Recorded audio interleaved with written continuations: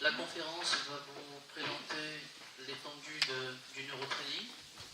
Comme ça, vous pourrez avoir un aperçu de tout ce qu'on fait dans le neurotraining. On fait beaucoup de choses. C'est très dense. Ouais. C'est très dense. Donc, le but de cette formation, c'est pas qu'on retienne tout, c'est qu'on ait une approche de tout, qu'on sache comment c'est. On va montrer qu'il y a une ouverture dans le neurotraining et le but de cette conférence, c'est de vous montrer tout ce qu'on va faire. Chacun, en fait, devrait recevoir cette information, peu importe s'il l'utilise après dans la formation ou pas, mais pour savoir comment on fonctionne. Comme je dis toujours, on achète une voiture, on nous donne un livre d'instructions, on sait comment fonctionne la voiture, nous non. Et donc le but, c'est de voir comment on fonctionne à l'intérieur de nous.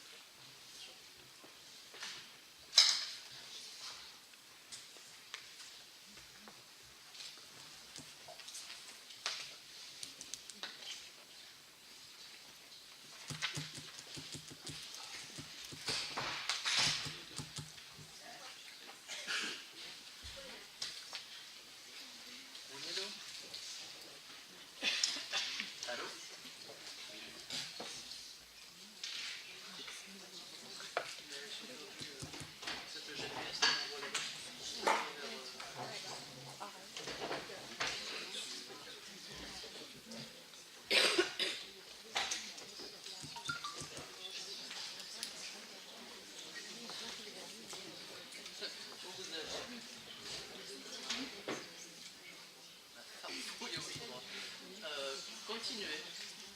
Continuez, vous allez comme si vous continuez la ville des Cagniers et vous allez comme si vous preniez l'autoroute de Marseille. Et oui, si la fois vous êtes à droite. Voilà, si vous avez le parcours, on me dit que si vous avez le parcours à droite, vous faites demi-tour. Pas linéaire, vous êtes à l'autre bout des Cagniers.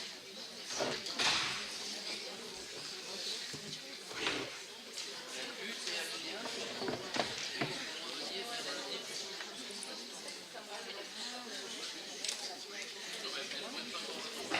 Vous reveniez comme si vous aviez. Vous revenez comme si vous aviez. C'est des bâtiments. Il y a marqué dégagé. Vous allez au bout.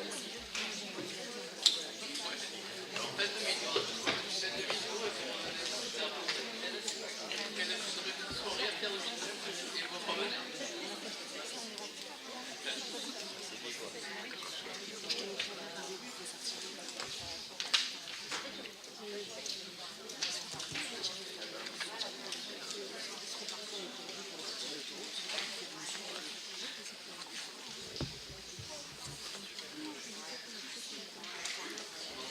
On va démarrer et puis c'est arrivé. Alors, on me demande très souvent la différence entre la kinésiologie et le neurotraining. La kinésiologie, c'est très bien. J'ai commencé comme enseignant en kinésiologie et je trouvais que c'était un peu limité. Donc, sans péjoratif aucun, c'était sans format à la kinésio. Moi, j'ai voulu l'étendre avec de l'hypnose, avec de l'ostéo, avec du décodage, avec la médecine traditionnelle.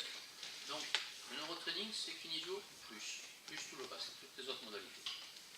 Et le but du neurotraining, c'est ça. C'est d'englober toutes les techniques que nous connaissons au service d'un format de travail. Et moi, je vais vous présenter ce format de travail. Tout ce que vous avez fait jusqu'à présent, pour ceux qui ont fait des choses, ça vous servira. Donc on va avoir une super boîte à outils, et plus vous aurez l'outil le plus adapté et le plus approprié par rapport à ce qu'on va vous demander, mieux ça sera. Vous n'êtes que nutritionniste, c'est pas péjoratif, hein, c'est que nutritionniste par rapport à d'autres outils. Si on vient vous voir pour un mal au dos, vous allez trouver une cause nutritionniste. On vient vous voir pour une migraine, vous allez vouloir traiter en nutrition. Mais c'est peut-être pas adapté. Donc le but, ce qu'on va apprendre pendant cette soirée, c'est d'avoir la réponse la plus appropriée possible. Pour ça, il faut qu'on ait plusieurs outils. Et c'est ce qu'on va voir. On va voir ensemble. Tout est relationnel. Donc si on devait résumer la conférence, on va travailler d'un relationnel A vers un relationnel B. B pouvant être A, mais A' différent. Donc, ce relationnel, ça peut être nous avec nous-mêmes, nous avec quelqu'un d'autre, nous avec le travail, nous avec l'affectif, nous avec la famille. C'est un relationnel. Et ce relationnel, on va voir qu'en fait, tout ce que nous allons vivre en horizontal va dépendre d'où nous venons en vertical. Et on va voir toute la conférence, tout ce qu'il y a dans ce vertical. Mais en sachant aussi que ce vertical va influencer cette horizontale. Mais que cette horizontale va influencer ce vertical. C'est sans arrêt ça. C'est le yin et le yang, mais en horizontal et en vertical. Et c'est ce que nous allons voir. On va voir pendant cette conférence tout ce qui peut influencer A. On va appeler ça le conditionnement. Tout ce qui est dans notre conditionnement. Notre race, notre religion, notre ethnie, ce que nous avons vécu, tout ça va faire partie du conditionnement. Il n'y a pas que ça. Il y a aussi le projet sens, peut-être certains connaissent. C'est le projet qu'on avait pour nous quand on nous a construit. Ça fera partie du conditionnement. Mais ça va être aussi les numéros de fratrie. Quel numéro nous avons? On va le voir en détail, hein, tout ça. Quel numéro nous avons dans notre fratrie? On n'agira pas pareil si on est l'aîné ou si on est second ou si on est troisième. Et on va aller voir aussi plein d'autres choses. Et tout ça va faire que A va être influencé par ces différentes facettes et va envoyer vers B cette influence.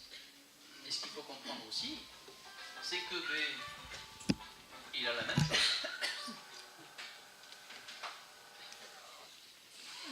Le fantôme de la pièce, il vient souvent. B, il a la même chose. Donc en fait, on va se rendre compte que très souvent, dans un relationnel, les deux ont un conditionnement qui les oblige à fonctionner d'une certaine manière. Alors des fois, ça ne va pas nous plaire comment l'autre fonctionne.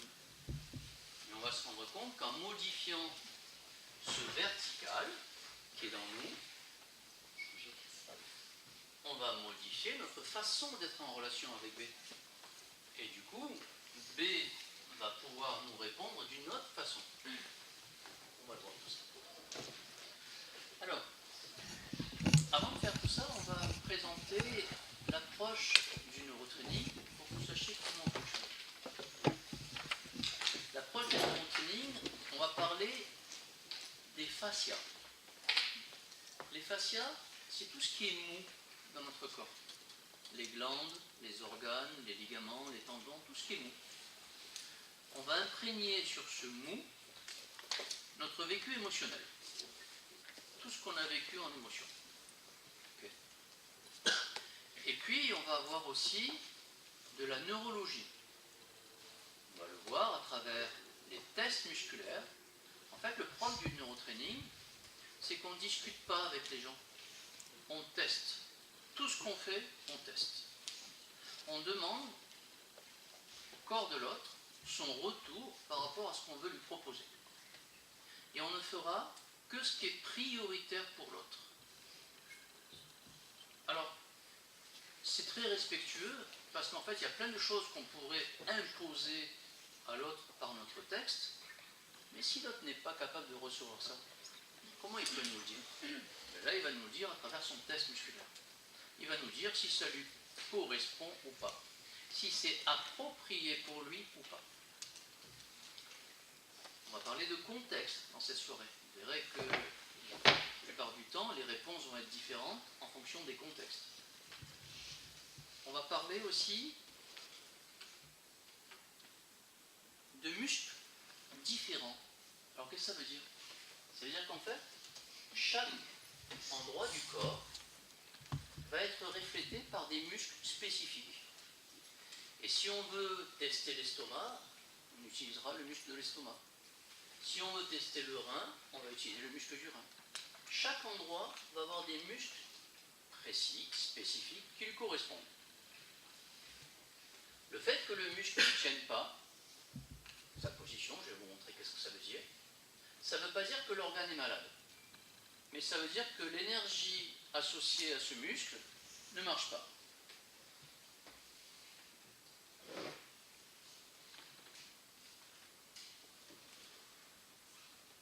Ces différents organes, ces différentes glandes, sont associés à des muscles et à de l'énergie. On va parler de cycle Cheng.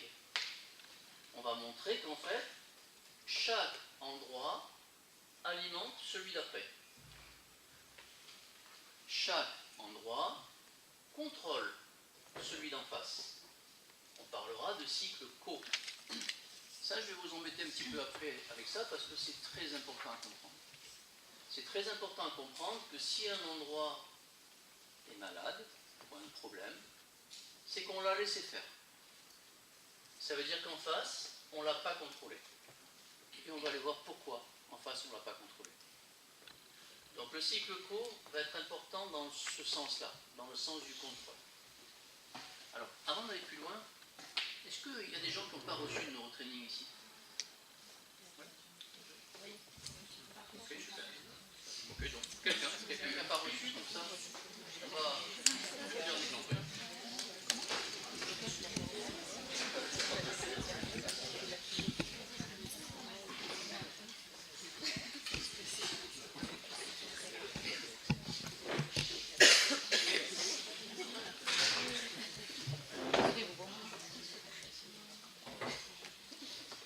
Une personne avec un corps dedans.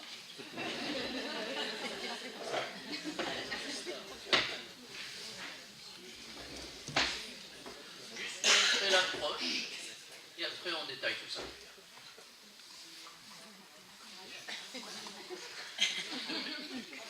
Prête-moi encore là. Non, tu l'as vu là.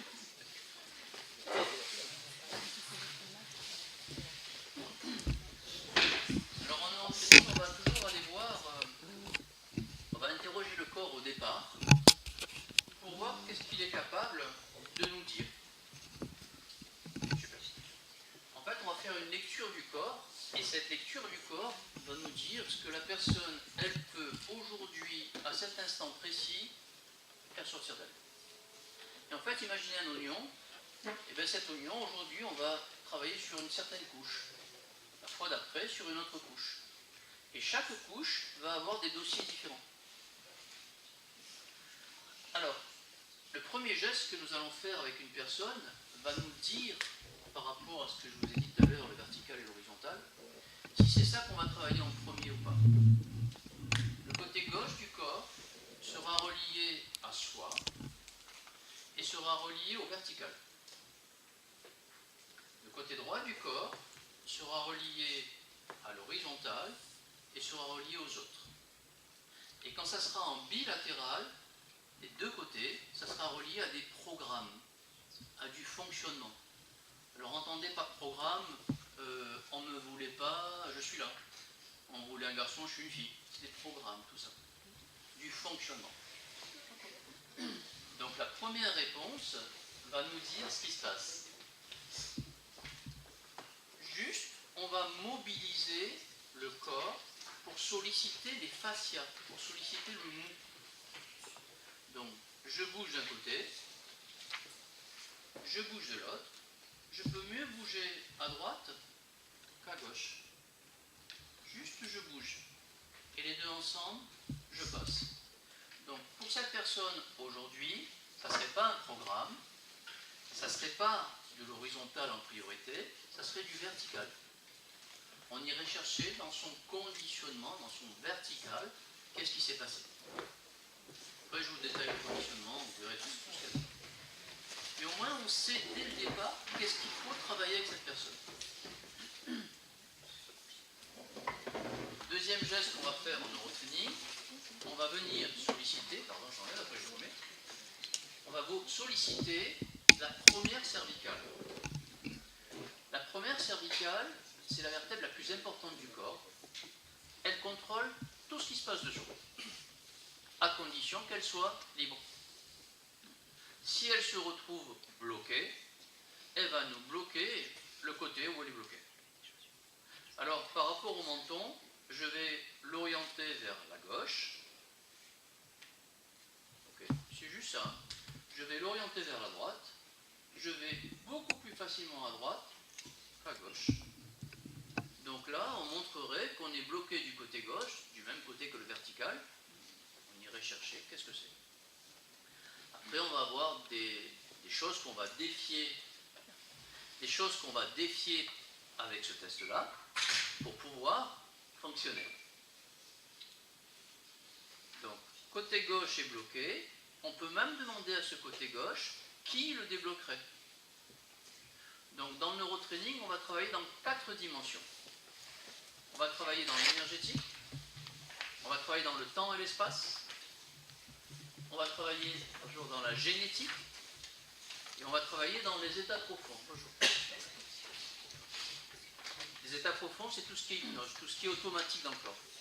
En fait, dans notre façon de fonctionner, on a du génétique, ça veut dire du par nature, on a de l'énergie, il faut du temps et de la place, de l'espace pour faire les choses, et il faudrait que ça soit automatique. Donc, quand ici, on bloque du côté gauche, on va demander au cerveau, qu'est-ce qui le débloque? Donc, on va lui dire, état profond, automatique, ça ne le débloque pas, j'y vais pas. En fait, je demande au corps qu'est-ce qu'il veut. Énergétique, ça ne débloque pas, j'y vais pas. Génétique, ça débloque, j'y vais.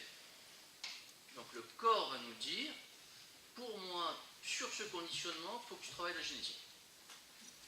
Donc c'est plus nous qui décidons, on propose des choses au corps, il nous dit ce qu'il veut. Ça va, c'est clair pour tout le monde ça? Là, on passe par le corps. Ça va nous dire comment travailler avec la personne. Mais après, il faut qu'on ait un outil. Un outil. Rentrez. Ça va. Il faut qu'on ait un outil. Et cet outil, en fait, on va se servir du test musculaire. J'arrive.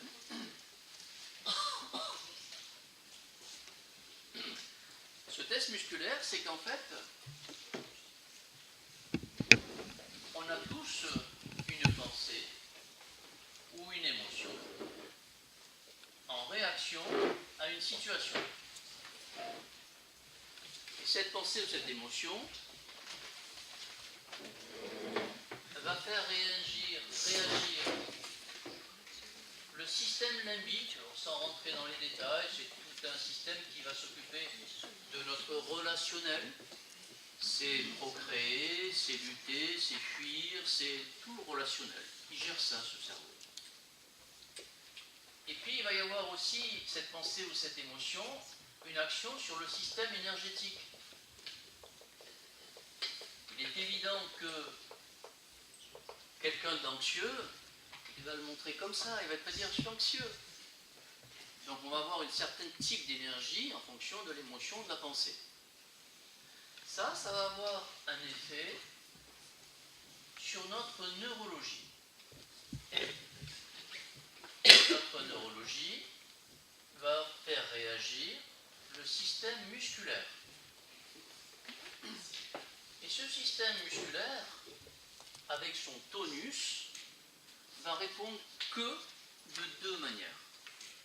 Soit le muscle tient sa position, donc il maintient sa position, et on va dire que ce muscle, il est OK, puisqu'il maintient sa position, donc tout simplement, on verra ce que ça veut dire après OK. Soit ce muscle ne peut pas maintenir sa position, donc il ne verrouille pas, on va appeler ça comme ça dans notre jargon, pas de verrouillage, il ne peut pas maintenir sa position, et là on va dire que c'est pas OK. Ni faible, ni quoi que ce soit, on dit OK ou pas OK. Donc nous on va demander à cette personne de maintenir sa position. S'il te plaît. Maintiens ta position, tout simplement. OK. encore. Oui, encore. On se cale avec la personne sur une opposition bilatérale. Maintient ta position.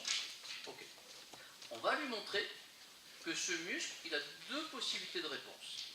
Ça tient, on va associer ça à tout ce qu'il sait faire. Ça ne tient pas, il n'est pas ok, il ne sait pas faire. Donc pense à quelque chose que tu fais facilement. Son muscle qui tient. Ok. Pense à quelque chose que tu ne sais pas faire, quelque chose qui te dérange. Son muscle qui ne sait pas faire. C'est juste ça. Une fois qu'on a installé ce code entre le corps de la personne et mon cerveau, entre guillemets, on va aller chercher partout où il ne sait pas faire, et si c'est prioritaire pour lui, si c'est approprié pour lui, on va corriger. Mais quoi qu'on fasse dans une séance de neurotraining, on demandera toujours la permission de le faire. On demandera toujours si c'est prioritaire pour la personne. Parce qu'il peut me trouver plein de sujets qui déverrouillent, qui ne marchent pas. Mais ces sujets ne sont pas prioritaires, il ne faut pas les toucher. Et plus on va travailler sur la priorité des gens, plus on va stimuler chez eux l'homéostasie, l'autorégulation. Plus vous allez travailler sur des sujets qui ne sont pas importants pour eux, qui ne sont pas prioritaires pour eux, plus vous les amenez à vivre dans la compensation. Ce n'est pas le but. Le but, c'est qu'on fasse peu de séances, mais prioritaires, pour ramener la personne à son phénomène d'autorégulation, qu'elle se régule elle-même. En fait, le but du neurotraining, ce n'est pas de sauver l'autre. Comment je te sauve? En te faisant des techniques, tu es obligé de passer par moi pour aller mieux. Non. On va trouver là où tu as basculé, qui fait que tu ne peux pas t'autoréguler. Et on va t'amener à l'autorégulation. Tu te débrouilles tout seul. On va brancher une chose, deux choses, trois choses, débrouille-toi. On ne remplace pas l'autre. Parce que si on le remplace, on devient sauveur. Si on devient sauveur, c'est une victime. Mais quelque part, on le persécute. Donc, ce n'est pas le but. Le but, c'est de l'aider, de lui apprendre à pêcher, pas de lui donner du poisson. Donc, les deuxième anérie, parce qu'on sort du stage comportement compulsif, on parlait de ça. Alors, le but, c'est ça. C'est de trouver ce qui est prioritaire pour la personne, de lui demander, hein, qu'est-ce qui est prioritaire pour toi? Et une fois qu'on a trouvé la priorité d'aujourd'hui, l'aider à faire ça. Donc on va avoir plusieurs manières d'interroger le corps. Le mou, par les jambes. La première cervicale, qui va nous dire qu'est-ce qui est le plus important pour lui. Le test musculaire, qui va nous dire je sais faire, je ne sais pas faire. Après, en fonction de ce que va nous dire la personne, on aura des tests particuliers. Il y en a 800 choix. Donc, ces tests particuliers, si la personne me dit « moi j'ai un problème, je suis toujours dans la retenue », on va apprendre que la retenue, c'est le système lymphatique. Le système lymphatique, on aura un test, c'est la feuille que je vous ai donnée, pour voir si elle fonctionne ou pas. Je regarde juste si ton système lymphatique fonctionne. Tu maintiens ton bras comme ça, tu m'empêches d'aller vers en bas. La lymphe, elle est représentée par un muscle qui s'appelle le pes pectoral, qui s'attache juste sous la cinquième côte. Je lui soulève sa cinquième côte, maintiens ta position, ne rajoute pas de force, ça ne tient pas. J'enlève ma côte, maintiens ta position, tu y arrives.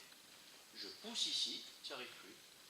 Donc quelque part, on sait que cette personne a une problématique de lymphe, mais que cette personne, elle se retient d'être elle.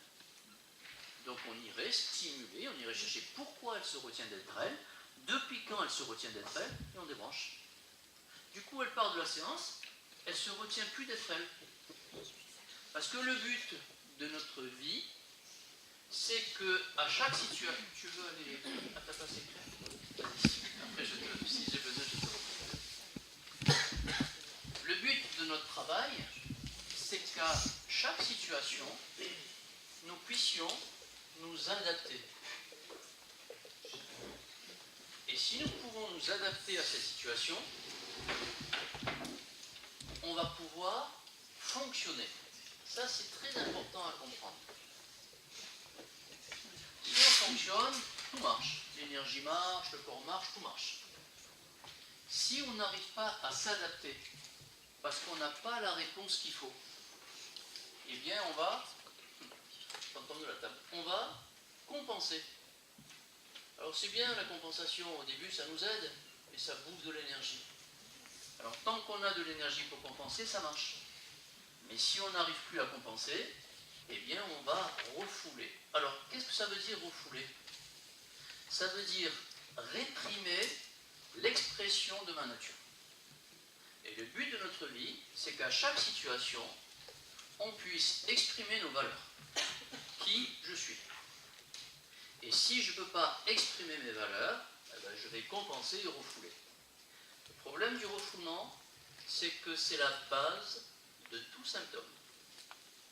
Un symptôme aura toujours un refoulement préalable, comme base. Alors, je n'ai pas le tableau pour vous le montrer ici. Non, là non plus. Chaque méridien a un sens de fonctionnement. L'estomac descend, la rate monte, le cœur descend. Chacun a un sens de fonctionnement. Et quand on est sur du refoulement, le sens s'inverse. Il n'a pas le droit. Il n'a pas le droit parce qu'il met la chaîne d'énergie en péril. Tout à l'heure, on a dit que ça va que dans ce sens. Ça va que dans ce sens. Le cycle Cheng, c'est un cycle d'alimentation. L'eau arrose le bois nourrit le feu nourrit la terre les minéraux l'eau. Mais cycle de contrôle, l'eau éteint le feu fait fondre le métal coupe le bois retient la terre retient l'eau. C'est comme ça la vie, ça ne peut pas être autrement. Si on a un méridien qui marche à l'envers, il met tout ça en péril. Donc, que va faire le cerveau?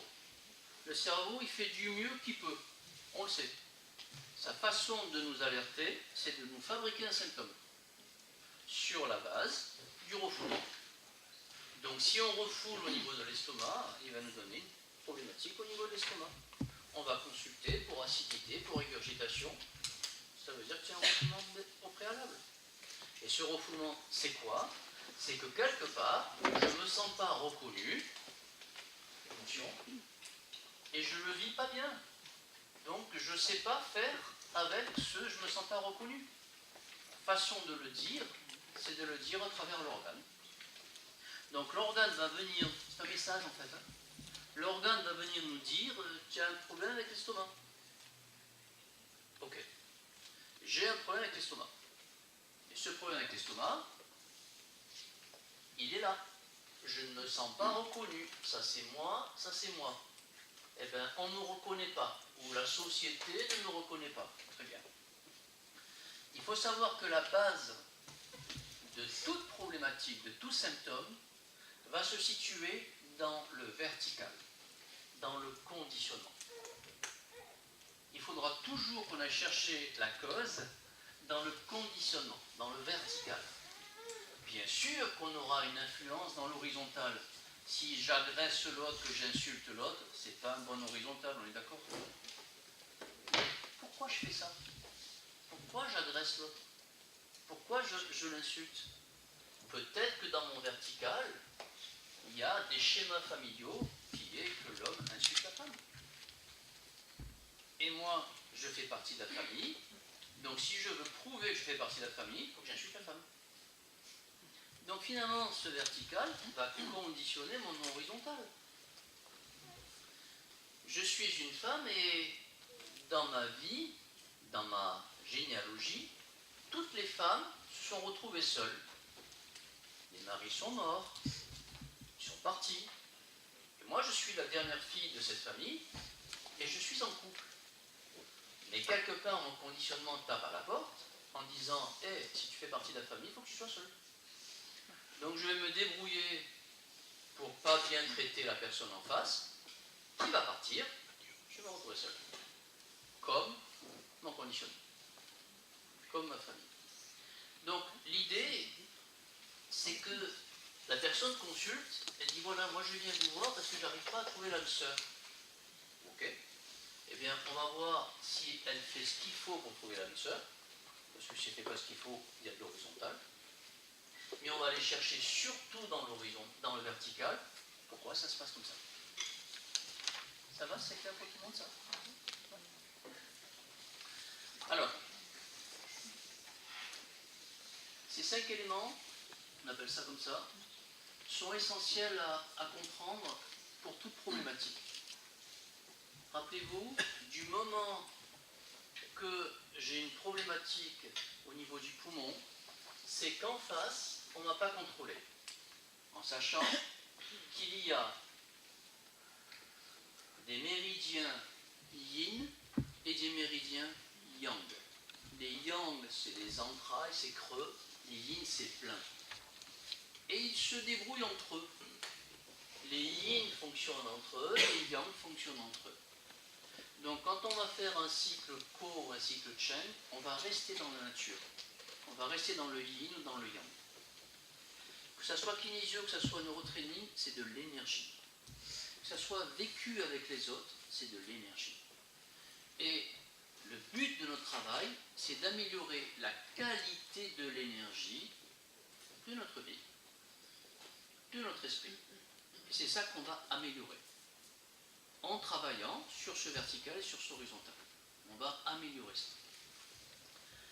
Alors, ce vertical, on va en parler un peu. Ça va pour tout le monde? Alors, je vous ai dit au départ, le projet sens. Le projet sens, c'est l'intention qu'on avait pour moi.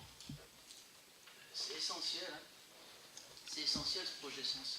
Parce qu'on va passer notre vie à donner du crédit, du sens à ce projet. On voulait que je sois un garçon, je suis une fille.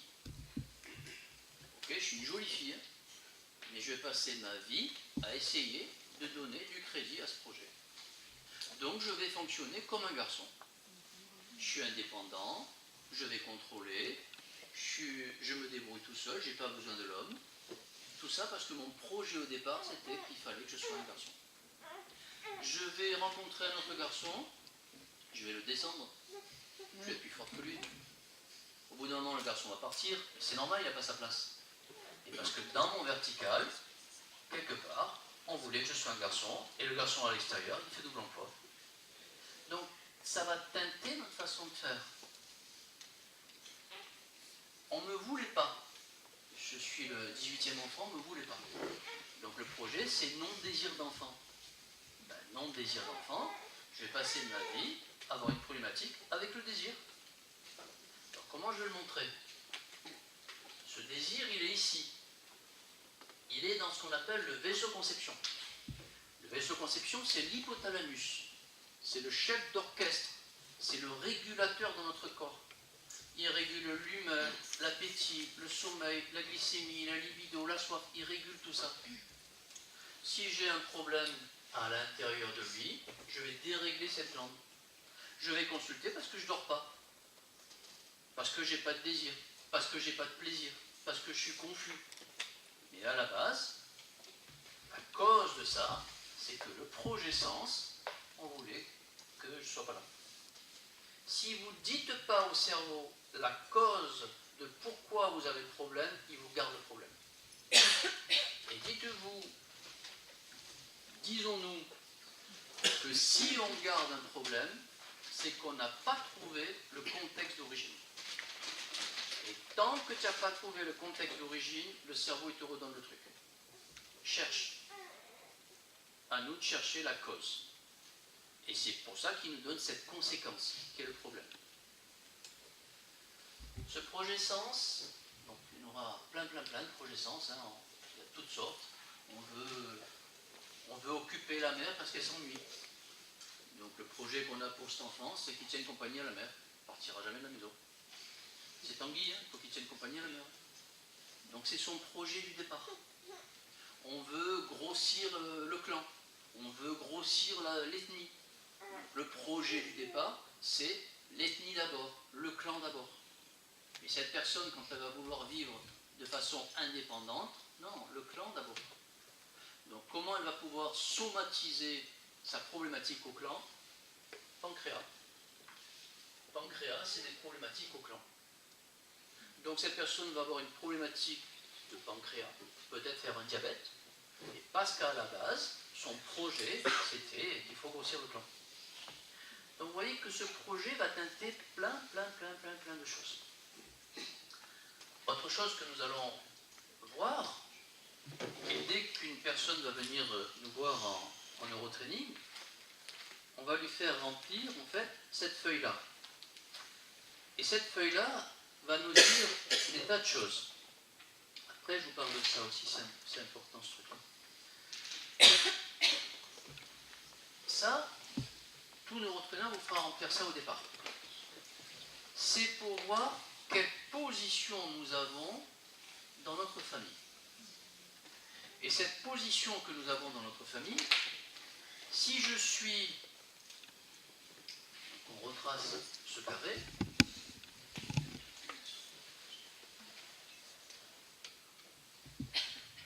un, 2, 3, 4, 5, 6, 7, 8, 9. Ce qui veut dire que les 1, 4, 7 vont se considérer comme des aînés. Les 2, 5, 8 comme des deuxièmes. Et les 3, 6, 9 comme des troisièmes. Alors, ici, on va avoir la mère. Ici, on va avoir le père. L'aîné crée la famille. Avant, ce n'est qu'un couple. Donc l'aîné va avoir un poids familial plus important qu'un second. Un second va structurer la famille. Une chaise, c'est plus costaud qu'un tabouret ou qu'un trépied. Un troisième va stabiliser la famille. Votre cinquième doigt, c'est le stabilisateur. Vous ne pourrez pas soulever un poids sans ce cinquième doigt. Donc lui, imaginons que ses parents se séparent. Lui, il le vit dans sa structure, puisque dans le fait qu'il ait créé la famille, dans sa création, puisqu'en fait, lui, il a créé la famille. C'était un couple, après c'est une famille. Lui, la structure, donc lui, il pourra le vivre dans la structure. Lui, ça va le déstabiliser. Donc on va consulter parce qu'on est instable, parce qu'on est plus bien. On va consulter parce qu'on a des problématiques dans notre structure. On va consulter parce qu'on a des problématiques de créativité, de création. Ça nous vient de cette séparation des parents. Imaginons que ici, on soit une fille. Et que ici, on soit une fille. Et que ici, on soit une fille. Il y en a marre des filles, oh. Où sont les garçons là? Donc, quand on a une fratrie comme ça, cette personne-là, déjà la première, mais la première, on va dire, on voulait un enfant. Ok. Mais il faut savoir que nous, les individus, on passe après l'espèce. L'espèce d'abord, l'individu ensuite. Nous tous, un jour, on partira, l'espèce continue. Donc l'espèce est dominante à l'individu. L'espèce, elle veut des enfants sains, des enfants en bonne santé, et elle veut des garçons. Parce que de façon tribale, ça donne le nom à la tribu, ça donne des guerriers, ça donne des chasseurs. Des guerriers, il faut défendre la tribu. Des chasseurs, il faut donner à manger à la tribu. Donc pour que l'espèce continue, il faut des garçons. Donc ici, raté. Pas garçon. Ok. La deuxième, c'est la deuxième chance d'avoir un garçon. Donc dans son projet sens ici, on veut un garçon. Donc cette personne-là, elle consulte parce qu'elle ne peut pas être fertile. On va chercher dans le projet sens, on regarde sa feuille, et on dit à cette personne, votre projet, c'était que vous soyez un garçon. Un garçon, ça n'a pas d'enfant. Donc, rappelez-vous, tout est modifiable à condition que vous disiez au cerveau, j'ai compris ton truc et je le corrige. En fait, quand on ne veut pas passer d'un endroit à je suis infertile, je ne peux pas avoir d'enfant, à un endroit B, je peux avoir un enfant, il va falloir faire une technique. Peu importe ce que c'est cette technique, que ce soit de neurotraining, de la nutrition, de l'ostéo, de shiatsu, ce que vous voulez, c'est une technique. Mais cette technique, elle sert à faire passer de A à B. C'est dommage de faire des techniques pour faire des techniques. Il faudrait se servir des techniques pour faire passer d'un endroit à un autre. Qu'on contextualise la technique. Tu me sers à je ne sais pas fonctionner, à je sais fonctionner. Ça, c'est intéressant. Parce que réaligner en ostéo, c'est super. Mais tu réalignes pour faire passer de là à là, c'est magique. Tu piques, tu as des aiguilles, tu piques. C'est génial, tu libères l'énergie. Mais tu libères l'énergie en disant infertile à fertile, ça n'a plus rien à voir. L'énergie, elle va dans ce sens-là. Donc notre but, c'est de diriger notre travail, de diriger notre soin. Pour le diriger, il faut qu'on lui dise pourquoi on fait ça. Dans cette histoire-là, on va dire à la personne, ton problème, il vient de ton projet-sens. Donc on va modifier cette personne avec ce projet-sens, et la même personne qui n'utilise plus ce projet-sens, qui met un barrage par rapport au fait que ce projet-sens l'influence. Comment? Par la technique. Et on fera ça tout le temps. Quoi que vous ayez comme symptôme, ou comme problématique, ou comme demande, on demandera d'où elle vient, cette demande, qu'est-ce qui l'empêche de se réaliser, et une technique pour qu'elle se réalise. Ça va, c'est clair pour tout le monde? Oui. Dans le cadre des familles recomposées, qu'est-ce qui compte au niveau des parents? Alors quand on dresse là, on dresse par rapport à la mère. C'est lui qui explique. C'est toujours, quand on compte, on dit par rapport à votre mère, vous êtes la combien? Donc elle vous dit, la personne, mon père avait 2 enfants, et moi je suis le premier de ma mère, j'ai le premier. On garde le numéro 1 à ce moment-là.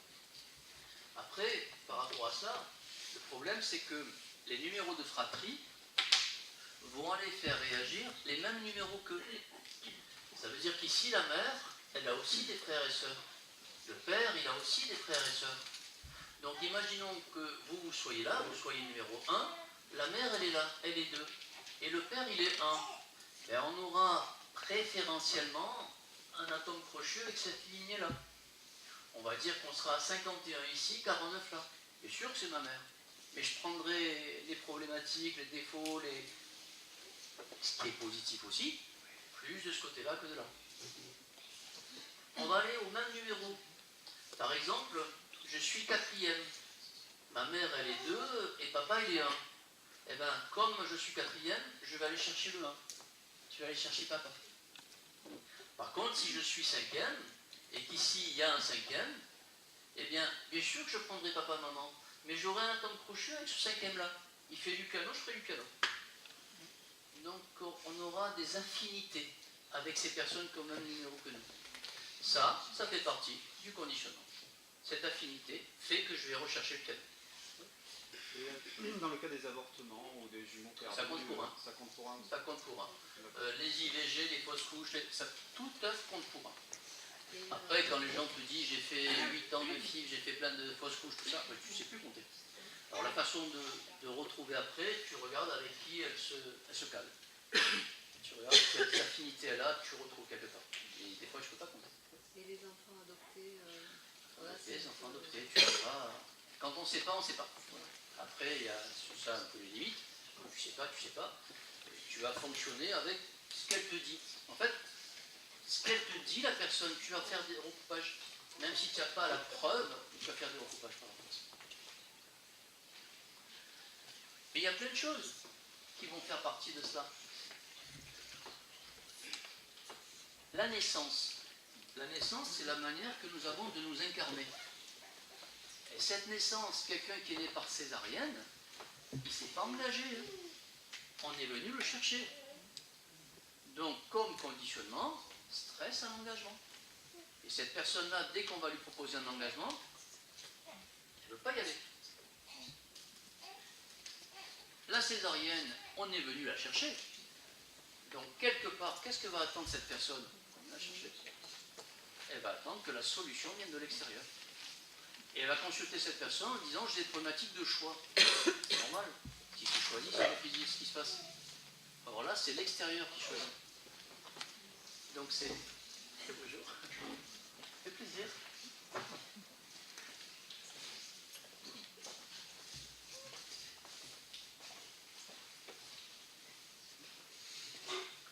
La grossesse. L'enfant. Alors, tout ça sur quelques bouquins. Quand vous faites la formation, à chaque stage, vous recevez un bouquin. Et vous devez en fait lire la théorie, elle est dedans. Et dans le stage, on fait la pratique. Et dans ce troisième stage, la message inconscient, il y a l'organogénèse. Avec à chaque semaine, qu'est-ce qui se passe, qu'est-ce qui se construit, etc. En fait, l'enfant est une éponge. Et il s'imprègne, les tissus en construction, de ce que vit maman. Et si maman, elle est complètement stressée pendant sa grossesse, bien moi, le gosse à l'intérieur, je baigne dans des hormones de stress. On appelle ça des hormones primales. Et si ces hormones primales, elles sont à dominante ACTH, c'est-à-dire les hormones de stress, je vais passer ma vie à risquer pour essayer de retrouver ce niveau hormonal. Donc ça va conditionner ma façon de vivre parce que j'ai été créé dans des hormones de stress. La mère, elle est obligée de rester alitée. On lui dit, vous ne bougez pas, hein, sinon vous perdez le gosse. Donc l'enfant, lui, il va être construit dans la peur d'être perdu. Et pour le cerveau, lui, peur d'être perdu, c'est peur de perdre. Donc il va passer sa vie à avoir peur de perdre. Quelle est la meilleure façon de ne pas perdre?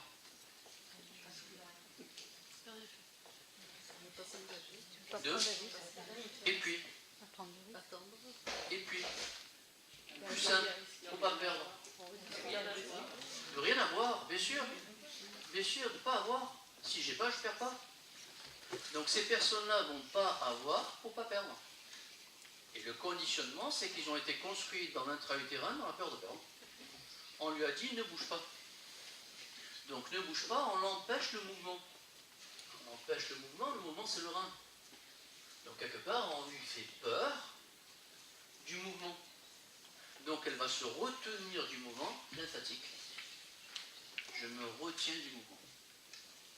Donc c'est des personnes qui vont se retenir d'être eux. Parce qu'on leur a dit, pendant qu'ils se construisaient, retiens, retiens, retiens. Ne bouge pas. Donc ça va teinter toute notre vie. C'est ça le conditionnement vertical.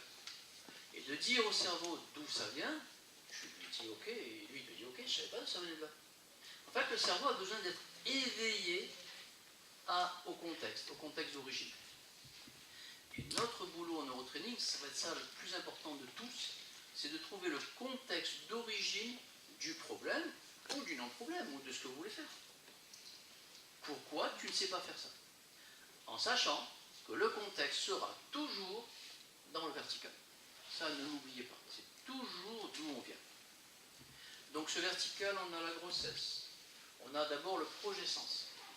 On a pendant la grossesse, qu'est-ce qui s'est passé? Si maman, elle était stressée. Si papa se barre pendant que maman est enceinte. Donc à ce moment-là, on est construit dans on peut perdre l'autre.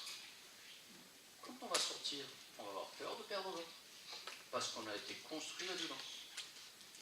Maman, elle va se débrouiller, puisque papa est parti, à fonctionner toute seule. Donc, quelque part, je suis construit dans une personne qui se débrouille toute seule. Je passais ma vie à me débrouiller toute seule. En fait, on passe notre vie à montrer d'où on vient. Ça conditionne notre vécu horizontal.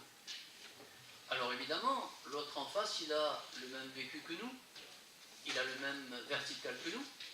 Et bien vous savez quoi, on va s'attirer. Comme ça, on va faire des clubs. À deux, c'est plus facile. Hein. Moi, j'ai peur de perdre, tu as peur de perdre, on est tous de peur de perdre. Ah, mais c'est plus facile. Au moins, l'autre ne nous met pas à défi, parce qu'il a aussi peur de perdre. Donc, on va rester tous dans notre zone de confort. Et sa problématique, ce qu'elle a, cette personne en face, qu'elle a en trop, bah peut-être que nous, on ne l'a pas assez, donc on va la chercher. Mais ce qu'elle n'a pas assez, nous on l'a trop. Alors on cherche un équilibre avec l'autre. On va lui reprocher à l'autre d'être comme ça. Arrête, travaille en vertical. Ne reproche plus en horizontal.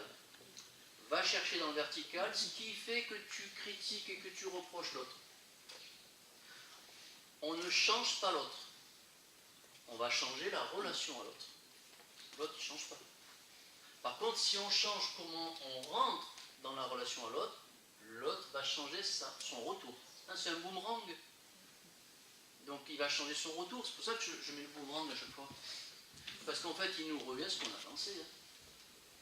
Mais qui lance? Le jeu, je lance. Ce jeu, c'est le vertical. Je lance, c'est l'horizontal. Ça va filtrer le vertical de l'autre. Et ça va nous revenir. Mais l'autre, c'est mon écho. Donc finalement, je vais avoir en retour vers moi ce que j'ai lancé, ce que j'ai filtré. Et c'est ça qu'on va travailler dans un relationnel. On va travailler ce vertical, comment on le lance. Sûr, si tu es gentil avec l'autre, elle n'a pas de raison de crier ou de partir.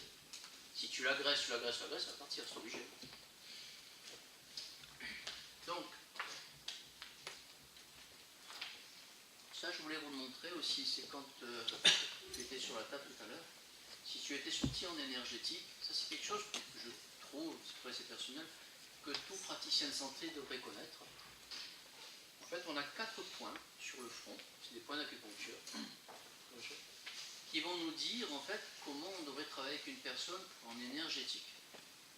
Si cette personne, elle sort sur ce point là-haut, le cortex, elle veut du coaching, elle veut de la PNL.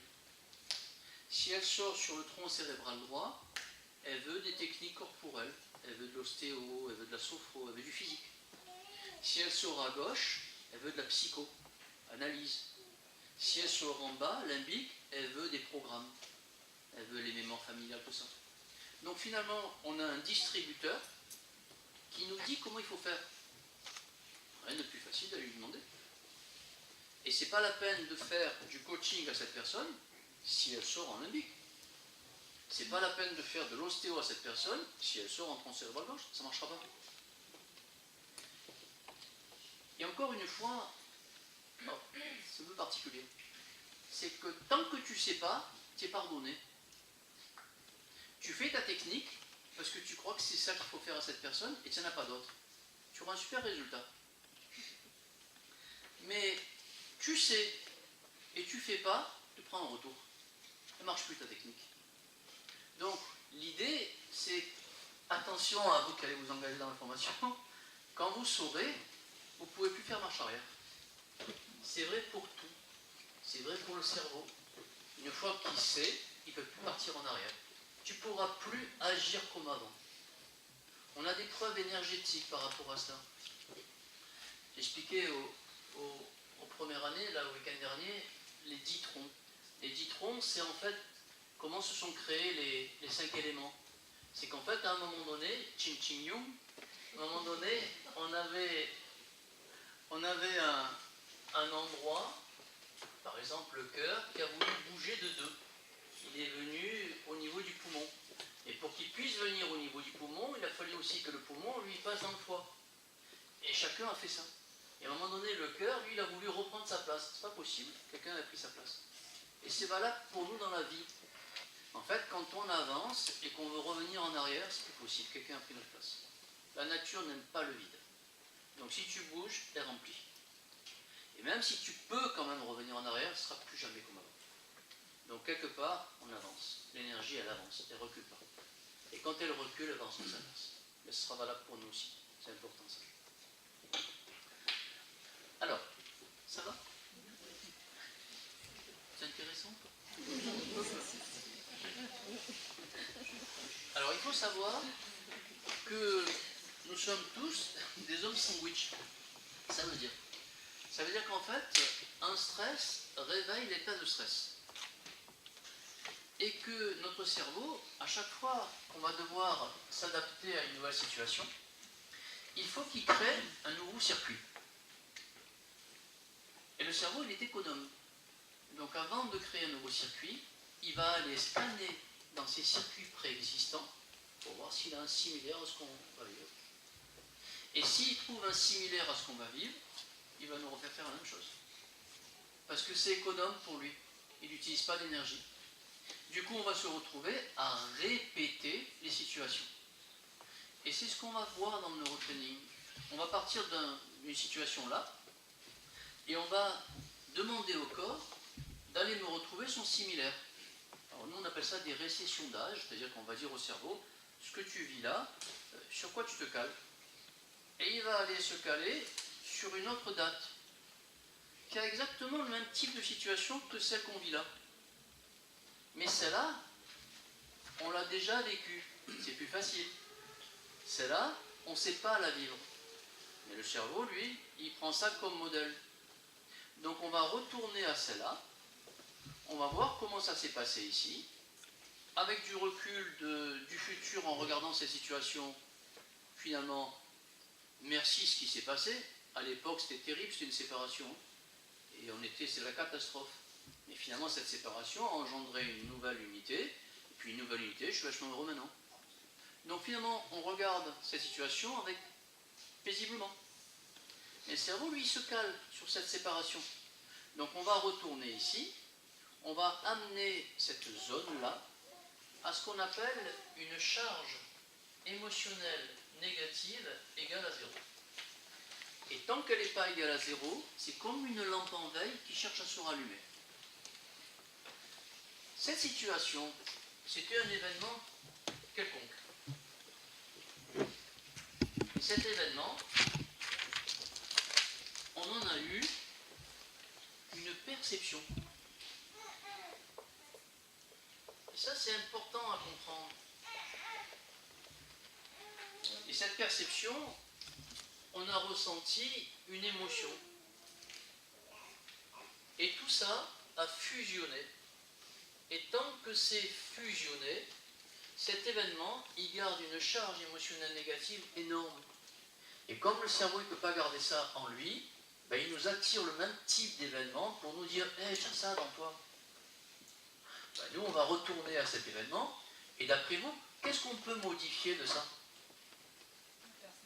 La perception. Hein, l'émotion, c'est l'émotion, et tu ressens l'émotion, tu as le droit. La seule chose que tu peux modifier, c'est la perception. Et en changeant la perception que tu as maintenant de cet événement du passé, tu peux ranger cet événement. Parce que tu vas l'amener à une charge émotionnelle négative égale à 0.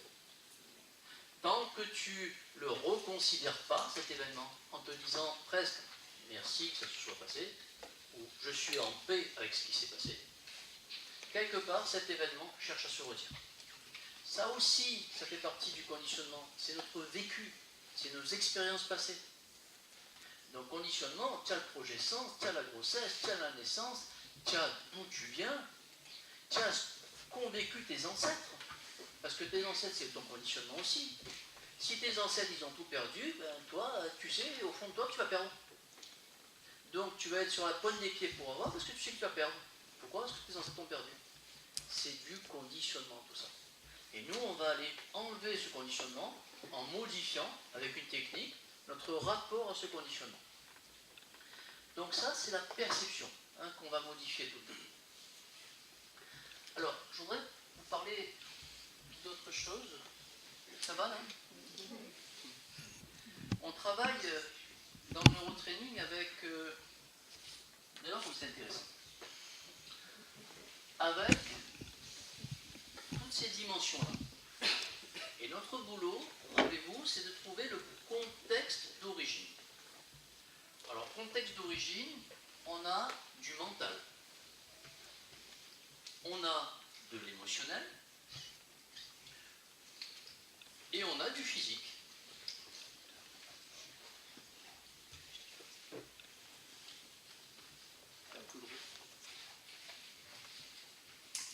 Je vais vous embêter après. Donc, mental, émotionnel et physique. Donc finalement, dans ce mental, on perçoit les choses et on essaie de trouver des solutions. Dans cet émotionnel, on ressent les choses. Et on essaye de s'adapter ou de compenser. Et dans le physique, eh bien, on passe à l'action ou pas. Si on a trouvé la solution ou pas. Donc ici, c'est l'action. Tout ça, c'est réuni par un système de méridiens. Ce système de méridiens, en fait, réunit ces trois dimensions. Après, on va mélanger nos réactions émotionnelles avec notre physique, quand on va les appliquer physiquement. Ça va nous donner des peurs. Et on voit que les peurs, elles sont opposées au mental. Donc, tant que j'ai peur, je peux moins bien réfléchir et je peux moins trouver de solution. Si on mélange des schémas mentaux avec des réactions physiques, on va être dans nos habitudes. On va avoir des habitudes de fonctionnement. Et si on couple les schémas mentaux et les réactions émotionnelles, on va être dans les croyances. Chacun va agir sur son opposé. 80% des problématiques physiques viennent d'un conflit de croyances. Ce qu'on va appeler les conflits. Je pense quelque chose, je ressens l'opposé, conflit de croyances, ça tape dans le physique. Alors, au niveau de ces méridiens, on va avoir des méridiens principaux qui vont agir là-dessus. Ces méridiens principaux, c'est notre première ligne de défense par rapport à l'extérieur. On va avoir la rate pancréas. La rate pancréas, c'est j'accepte ou pas la situation. Et si je n'accepte pas, je rentre dans un conflit de croyances. On va avoir le rein. On voit que le rein et les peurs sont reliés. Et puis on va avoir le foie. Le foie qui va être associé aux habitudes et à l'émotionnel. Okay.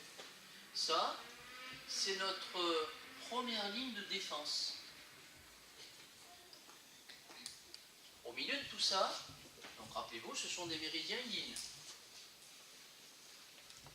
Il y en a d'autres. Il y aura 3 autres méridiens yin. Ces 3 autres méridiens yin, c'est qu'en fait on va avoir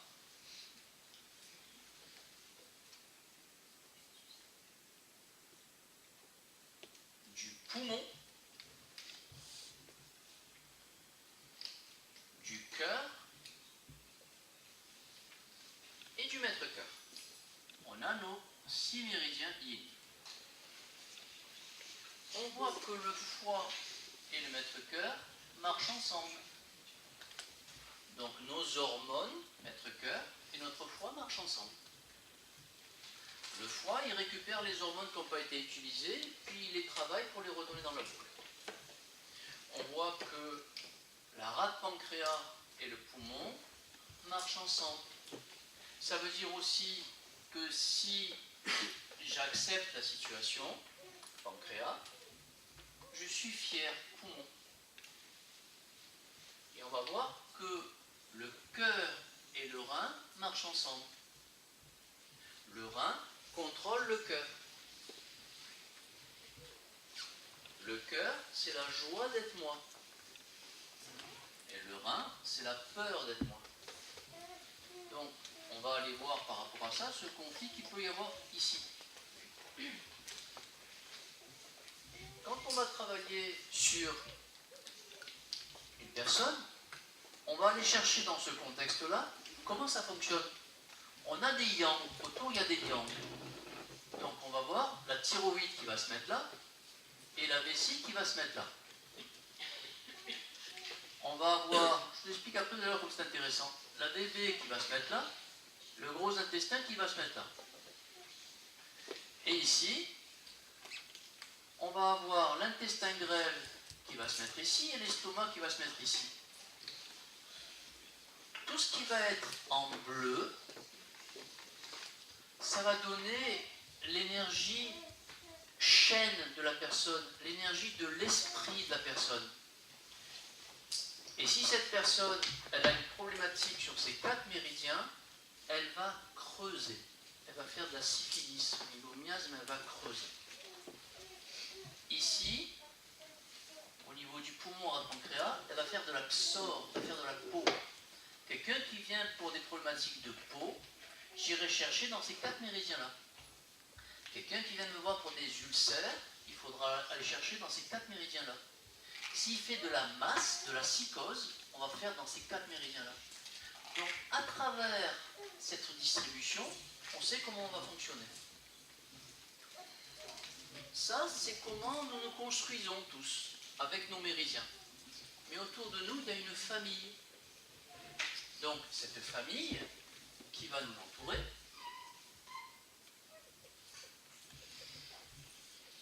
il va y avoir un père dans cette famille.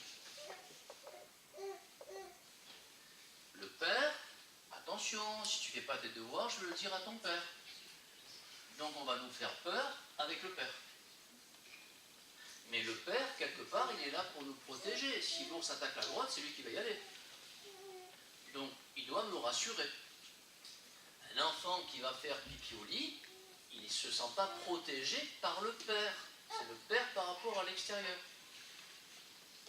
Donc il ne faudra pas aller chercher la mère, il faudra chercher le père. Maman, elle est là, elle nous apprend les bonnes manières, elle nous apprend à fonctionner.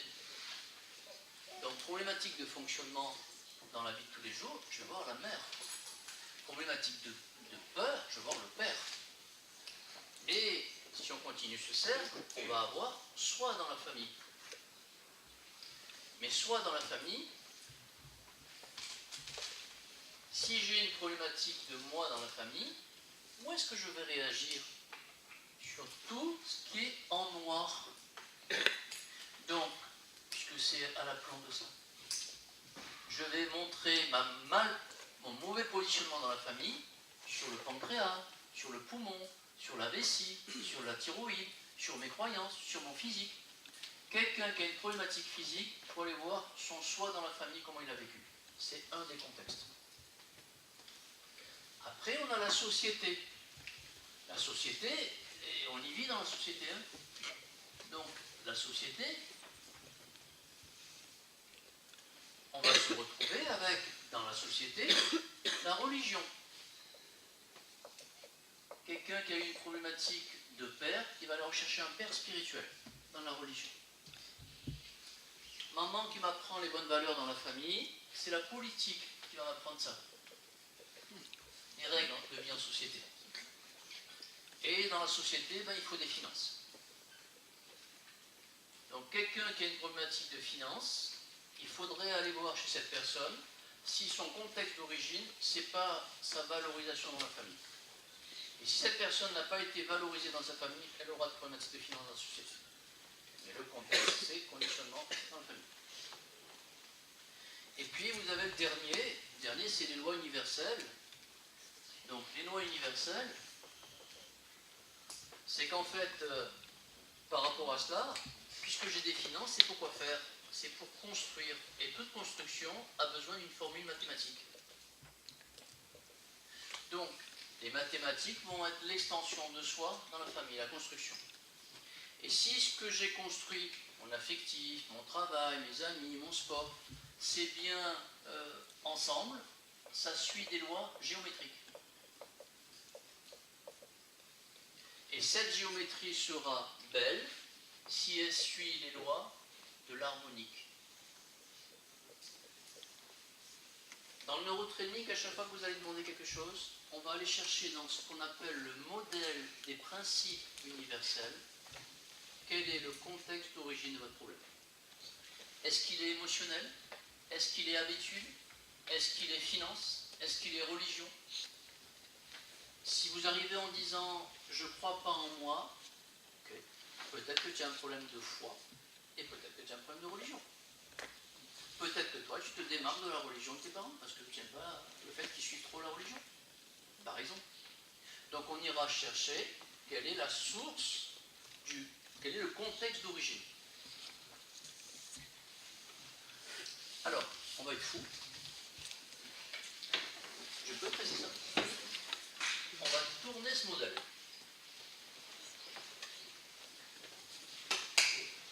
Donc on le tourne d'un cran.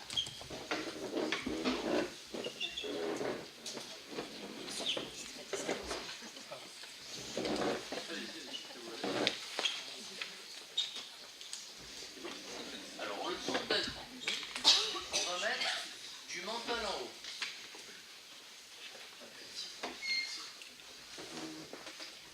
De l'émotionnel ici. Et on va mettre du physique ici. Donc on a tourné d'un cran. Vous êtes d'accord? Donc ce mental, il est là. On va lui mettre une tête. Ici, on a l'émotionnel. Ici, on a le physique. Comme on est fou, on va lui mettre des bras. Des jambes. Et on va retrouver ce triangle ici. Donc ce triangle ici, on va réunir en fait notre rat de pancréas qui est là. On va avoir notre rein qui est là. Et on va avoir notre foie qui est là. Donc déjà, on prend conscience que toutes les problématiques d'épaule droite viennent du foie. Et des habitudes. Ici, on a les croyances. Toutes les problématiques d'épaule gauche viennent des croyances et de la rate pancréas. Ici, on a le rein et ici, on a le peur. Donc finalement, les problématiques sexuelles viennent de la tête. Viennent du rein. Et puis on va dessiner ce qu'il y avait au milieu. Donc ce qu'il y avait au milieu, on va se retrouver avec ce petit triangle ici.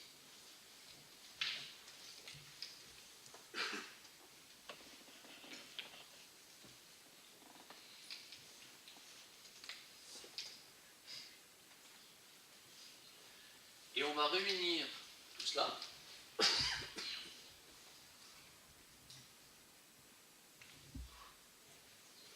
Donc c'est la même chose que l'autre côté, mais tourné. Avec le cœur ici. Le poumon ici. Et le maître-cœur ici. Cette femme qui consulte pour des problématiques d'épaule droite, c'est une femme qui est critiquée, donc elle est en révolte au niveau du foie, parce que c'est elle qui fait tout dans les habitudes et qu'on ne voit pas tout ce qu'elle fait. Et que hormonalement, elle n'en peut plus. Donc qu'est-ce qu'elle va faire? Elle va déséquilibrer son épaule droite. Épaule gauche, c'est une personne qui voudrait pancréas, c'est du sucre, de la douceur, qui voudrait qu'on soit fier d'elle, à faire l'épaule gauche. Donc à travers ce modèle-là, quand les gens viennent vous voir avec une problématique, vous savez déjà par rapport à ce modèle, quels sont les méridiens à aller montrer. Parce que le but du neurotraining, ça sera toujours de montrer au cerveau où vous voulez qu'il aille. Si vous ne lui dites pas que vous avez compris que ça ne marchait pas, que ça ne marchait pas, il ne vous le corrige pas. Donc on aura des tas de tests à faire pour dire au cerveau, ton problème, il y a ça, il y a ça, il y a ça. Et une des clés de travail, c'est l'énergétique. On va travailler sur l'énergétique pour montrer au cerveau où on veut qu'il aille. Donc, c'est important aussi de voir que ces trois méridiens, c'est notre trésor. C'est notre trésor dans notre vie. Tout est fait pour le cœur dans le corps.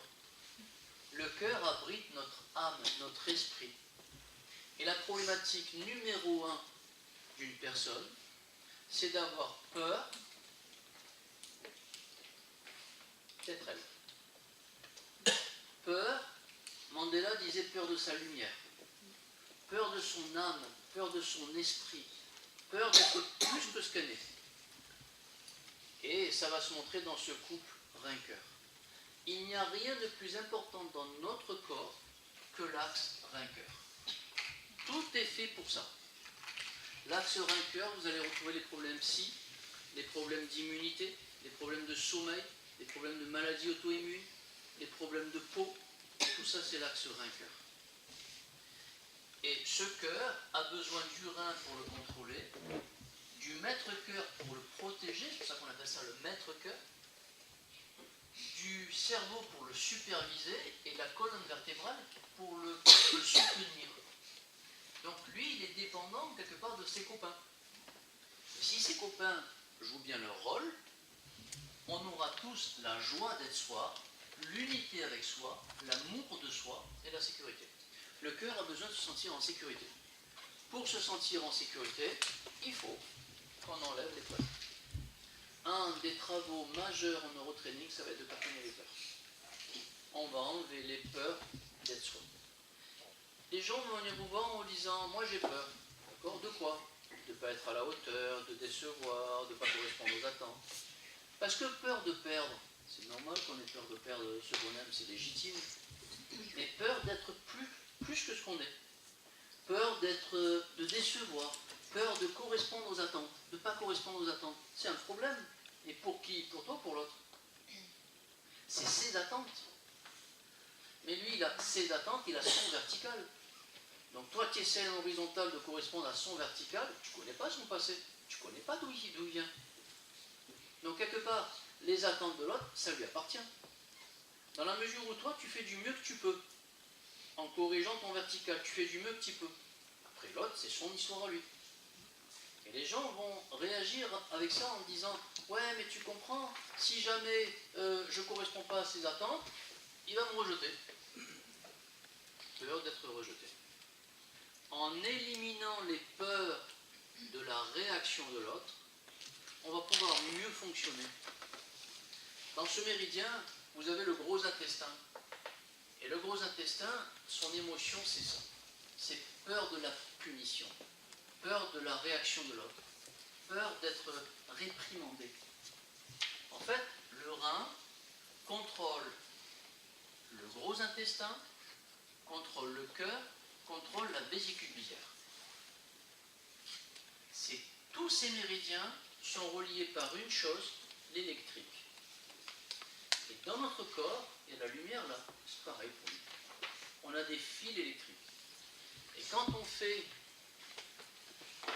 le stage sur les principes de santé, les stades de dégénérescence, c'est-à-dire par quoi on est malade en premier, c'est toujours un court-circuit électrique. Ça s'appelle une disruption, ce court-circuit. Après, on s'irrite, manque d'oxygène, on s'enflamme, on suppure, on s'indure. La maladie vient au départ d'un court-circuit électrique. Ce qui veut dire que tant qu'on va garder dans le bon sens notre électricité, vous assurez de ne pas être malade. Alors on ne fait pas ça pour ça, hein, puisqu'on dit que le neurotraining c'est du préventif. On n'évite pas la maladie. Notre boulot, c'est que la personne elle vive le mieux possible sa vie en exprimant ses valeurs. C'est ça votre boulot. Si elle fait fausse route, si elle réprime qui elle est, le cerveau va s'en mêler avec un symptôme en lui disant « Écoute, tu fais fausse route, tu ne vis pas ce que tu devrais vivre. » Donc finalement, ce symptôme, c'est un message. Alors ce téléphone qui sonne, on ne le prend pas, on ne le casse pas. Allô? Qui appelle? Et ce allô qui appelle, on va aller chercher dans le conditionnement et dans le contexte qui appelle. Une fois que vous avez dit au cerveau, ton message, il vient de là, ok, puisque tu as trouvé d'où ça venait, c'est bon. Après, vous faites juste une technique pour éteindre le message. Mais, s'il vous plaît, bon, si vous êtes là, c'est que vous cautionnez ça, n'éteignons pas les messages avant d'avoir entendu ce qu'ils ont à nous dire. Sinon, ça ne sert à rien. Et si on l'éteint, ce message, le cerveau va se dire « Ah, tu veux jouer avec moi ?» Il va m'en donner un autre. Mais plus profond. Et plus profond, on ne verra pas le rapport entre ce message et l'autre. Ils ont un rapport. C'est plus profond. On comprend ça quand on fait de l'iridologie. Dans l'iridologie, la dernière couche, c'est terminaison nerveuse et la peau. Dès qu'on va faire rentrer avec la cortisone, ça va rentrer à l'intérieur. Et à l'intérieur, c'est tous les organes nobles. Et personne ne verra le rapport entre cet asthme que vous allez déclencher 6 mois plus tard et cette peau, cet eczéma que vous allez faire rentrer 6 mois avant. Mais ils ont un rapport. Parce que sous cette peau, il y avait les bronches. Donc, ce n'est pas la peine de faire re-rentrer, il faut accueillir, laisser sortir en comprenant le message. Et ça va être ça un peu notre philosophie. Ce yin et ce yang. Ce yin et ce yang qui sont que des gens vont venir en disant « Moi je veux absolument ça ». Faux. D'abord tu devrais dire « S'il te plaît ». Ensuite, tu devrais dire « Je désire ça ». Si c'est approprié pour moi, pour le moment. Si j'ai fait tout ce qu'il fallait pour l'avoir. Parce que si tu veux absolument ça, tu tombes dans du besoin d'avoir ça. Et le besoin d'avoir ça, ça sous-entend la peur de ne pas l'avoir. Donc il faut travailler avec cette personne sur sa peur de ne pas l'avoir. Du coup, elle va lâcher prise par rapport à ça, elle va ouvrir, et du moment que tu es respectueux avec l'univers, il sera respectueux avec toi. En fait, on a les lois universelles au plus profond de notre cœur. Et notre cœur abrite notre âme. Si on veut avoir ce qui lui correspond, il faut qu'on respecte les lois de l'univers. Les lois de l'univers passent par le fait de « je voudrais ça s'il te plaît, si je ne l'ai pas, c'est pas grave ». Mais c'est ça quelque part. C'est ça, c'est juste dire notre désir, on a le droit. Hein. Dire ce qu'on voudrait. Après, l'autre, il a le droit de nous le donner ou pas. Et c'est ça le libre arbitre entre A et B. C'est que l'autre, il a son mot à dire aussi.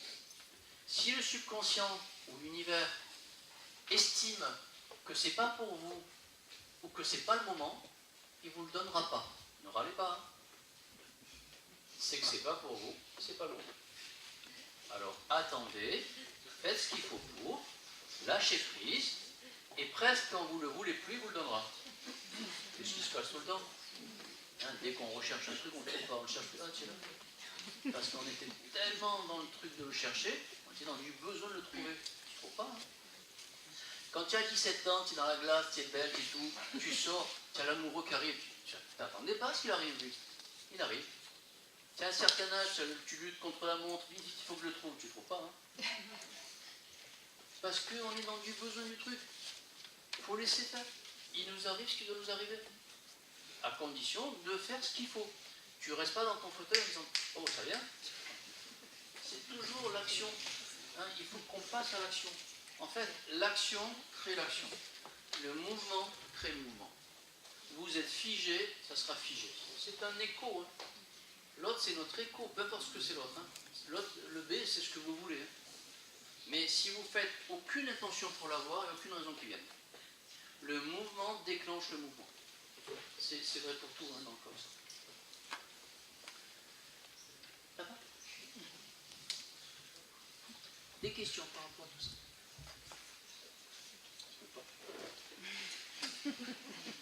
La différence entre cœur et maître-cœur, pour moi, c'est pas... Maître-cœur, c'est les hormones. C'est tout ce qui est fabrique d'hormones, c'est tous les organes de reproduction. Donc c'est le sein, clitoris, vagin, utérus, pour l'homme c'est la prostate, etc. C'est tous les organes de reproduction et les hormones, la sécrétion hormonale. Le cœur, c'est l'organe noble, c'est lui qui abrite notre âme. Chacun a besoin d'un yang. En fait, le feu, c'est la réalisation pour la personne. La terre, c'est la transformation. Le métal, c'est les défenses. Le métal, il coupe. Donc c'est les défenses, c'est la séparation aussi. L'eau, c'est la gestation. Et le bois, c'est la croissance. Le bois, il croît. Donc, quelque part dans une idée, il faudrait que tu sois clair par rapport à ça pour pouvoir faire germer ton idée. À condition que tu n'aies pas peur. Et que tu fasses le mouvement pour que ça soit germé. Après, ça va croître, ça va se réaliser, ça va se transformer. Et après, tu vas arriver au métal où, ok, tu le réalises, tu te coupes de vis, tu le réalises. Donc, on est quelque part dans cette... on est tout le temps dans ces 5 éléments. Et il faut comprendre ça, c'est vachement important. C'est vachement important de considérer qu'en fait, toute problématique, elle a son origine, son explication dans ces méridiens. On est parcouru de ces méridiens avec leurs émotions. Et notre boulot, c'est d'exprimer ces émotions. Le gros intestin, il va réagir quand la personne elle a peur de la réaction de l'autre. Elle a du mal à lâcher prise. Elle se sent coupable. C'est du gros intestin, tout ça, elle a du mal à pardonner. Le poumon, lui, soit il se résigne, soit il étouffe, soit il est fier en positif. Donc, les 3 trésors du milieu, le poumon, je suis fier d'être moi. Le maître-cœur, je peux être moi. Le maître-cœur, c'est du pouvoir. Mais ne considérons pas le pouvoir comme une prise de pouvoir. C'est je peux. Et du moment que je peux, je lâche le contrôle, puisque je peux. La problématique des gens, c'est le contrôle. Et le contrôle, c'est l'absence de pouvoir. Si je peux, je n'ai pas besoin de contrôler, parce que quoi qu'il m'arrive, j'aurai une réponse. Si je ne peux pas, je vais contrôler pour laisser passer que ce que je sais. Et finalement, je n'ai pas grandi. Je ne fais qu'attirer à moi ce que je sais déjà. Donc je me mélange. C'est pas l'intérêt. J'apprends rien. Le but de notre vie, c'est d'apprendre. Et comme je leur dis à tous les étudiants, laissez-vous surprendre. Quand vous tombez sur une technique que vous ne savez pas faire, là vous êtes dans le lâcher prise, c'est bien. Vous tombez que sur des techniques que vous savez faire, c'est facile, vous vous entraînez. Mais c'est vous que vous ne choisissez pas l'autre. Parce que c'est facile, je sais bien la faire cette technique. Je te montrais que je sais bien la faire. Mais c'est moi que je choisis. Alors que si tu tombes sur un truc que tu ne sais pas faire, débrouille-toi. Débrouille-toi et tu vas faire du mieux que tu peux, mais débrouille-toi. Donc, l'idée c'est ça, c'est se lâcher prise. Et d'être surpris par ce qui nous arrive. Ça veut dire qu'on n'est pas dans le contrôle. Si ce qui nous arrive, on savait que ça allait arriver, attention aux 2 termes. On peut avoir de l'intuition en se disant j'ai l'intuition, je sais que ça va arriver, mais on peut être aussi expert en contrôle et on ne laisse passer que ce qu'on sait déjà. Donc oui, ça arrive, mais tu savais que ça allait arriver parce que tu contrôles. Il n'y a que ça qui passe. Donc l'idée c'est ça, c'est de lâcher le contrôle. Donc pouvoir, joie d'être soi, fierté d'être soi. On devrait tous vivre ça. Pour ça, il faut que notre première ligne de défense soit clean. Première ligne de défense, c'est rat pancréas, rein, foie. Le foie, c'est de la colère, c'est de la révolte. Le rein, c'est de la peur. L'autre, c'est de la non-acceptation. Donc, quand on est dans cette problématique de défense, et du moment qu'une personne vit de la non-acceptation, vit de l'hémisphère gauche, c'est-à-dire du rein, ou du foie, de la révolte, il est en défense. En fait, il faut considérer une chose, c'est que dans ce mental, oui, j'ai fait un lapsus, c'est un truc qu'il faut prendre en considération. Dans le mental, vous avez l'hémisphère gauche. C'est un cerveau défense, c'est un cerveau survie. Et puis vous avez l'hémisphère droit. C'est un cerveau vie, créativité, nouveauté, défi. L'hémisphère droit contrôle le côté gauche. Ce qui veut dire que tout ce qui va vous arriver physiquement du côté gauche, c'est un défi que vous n'osez pas relever. Tout ce qui va vous arriver physiquement du côté droit, vous êtes en défense. Donc ici vous mettez défense, et ici vous mettez défi. Quoi qu'il vous arrive à gauche, dites-vous quel défi je relève pas. Quoi qu'il vous arrive à droite, en quoi je suis en défense. Un poignet gauche, le défi, ça serait de faire pour moi. Poignet, c'est faire à gauche pour moi. À droite, je me défends de faire pour les autres. J'en ai marre de faire pour les autres. Donc cette personne a mal au poignet à cause de ça. Je me fracasse la cheville droite, c'est parce que je voudrais aller contre cette défense que j'ai. Qui c'est qui défend l'extérieur? À droite, c'est l'extérieur. c'est, je le disais cet après-midi, ce matin à un patient, c'est ce monsieur qui voudrait se marier avec cette fille, son père il veut pas. Il n'aime pas cette fille. Tu ne te maries pas avec cette fille. D'accord? Ben lui il veut se marier avec cette fille. Qu'est-ce qu'il va faire? Il est motard. Les motards compètent, hein? Il tourne dans les circuits. Il va se planter en moto. Il va se planter en moto, il va se fracturer la cheville. Donc en se fracturant la cheville, il va arriver à son mariage avec des béquilles. Qui c'est qui tient le père, le fils, le père, avec ses béquilles? Il accompagne pour se marier. La façon qu'il a trouvée, c'est de se casser la cheville pour aller... Casser, c'est je casse, je fracture avec ça, je casse. Une entorse, c'est une entorse au règlement. Une fracture, c'est je casse. Je casse avec le fait que tu me défends de faire ce que je veux. D'aller où je veux. Mais la cheville, c'est les directions. Donc en faisant ça, il a fait ce qu'il a voulu, il est marié, il a des enfants, il est heureux. Le père ne voulait pas qu'il se marie avec cette fille. Donc sa seule manière de faire, à ce moment-là, ce cerveau, il a créé un symptôme comme solution. Et les symptômes, entendez qu'il y a une part de solution dedans. Alors il y en a qui vont me dire, mais tu es fou de dire ça, l'autre il est mort d'un cancer. Oui, oui. Mais il y a une part de solution dans le symptôme. Après, ça dégénère, ça va trop loin. Mais à la base, le symptôme vient nous aider. Il vient nous dire quelque chose. Si on sait entendre le message, tu ne sais pas l'entendre, tu pars avec. Mais si tu sais l'entendre, tu le prends et tu dis, qu'est-ce que tu veux me dire?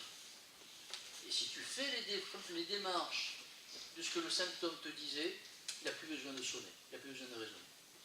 Un bon message, c'est un message qui est là, vous ne vous en occupez pas. Vous faites ce qu'il faut par rapport au message du message, et il n'y est plus le message. Là, c'est un beau message. Vous avez entendu le truc, vous avez entendu la leçon, vous appliquez la leçon, il n'y a plus besoin de vous parler. En fait, un symptôme nous parle, il nous dit quelque chose. Il faut l'entendre. Mais c'est intéressant. Hein? Sinon, ça veut dire que le cerveau, qui a comme programme de faire du mieux qu'il peut pour nous, il s'est bougé pour nous faire ça, et ça ne nous sert à rien. C'est dommage. Il travaille pour rien. Donc, c'est pas le but. Donc, rappelez-vous, tout ce qui est droite, défense. Tout ce qui est gauche, défi à relever. Après, en fonction de ce à quoi correspondent les endroits, quand on fait ce stage-là, message inconscient, on apprend en fait la symbolique de tout le corps. On fait l'organogénèse, et puis après, on apprend la symbolique de tout le corps. Qu'est-ce qu'il y a dans le corps? Donc, les vertèbres, chaque vertèbre, qu'est-ce qu'elle veut dire? Le genou, qu'est-ce qu'il veut dire? L'avant-bras, qu'est-ce qu'il veut dire? On apprend tout ça. Et après, avec le test, la personne elle vient nous voir parce qu'elle a une problématique de poignet. On prend le poignet et on teste le message. Et du coup, on va arriver avec ce message-là, on lui en fait part, on lui dit voilà, dans votre vie, vous avez ça, c'est pour ça que vous avez mal au poignet. Oui, c'est vrai, j'ai ça. Donc on va bosser sur le fait qu'il sache réaliser ça, il n'aura plus besoin de la problématique du poignet. Donc en fait, après, ça va devenir un peu un dictionnaire du corps. Vous aurez toute la symbolique de tout le corps. Et vous aurez aussi, par rapport à ça, tous les conflits. Ça veut dire, sont là les conflits. J'ai telle maladie, qu'est-ce que ça veut dire, comment résoudre? Donc ça vous donne une façon de travailler. Mais comment on va travailler? En testant. On va dire à la personne, tu as ça, donc qu'est-ce que tu ne sais pas faire? Tu ne sais pas faire ça, viens on se met sur la table, on t'aide à faire ça. L'idée c'est ça, c'est d'aider la personne à faire la solution.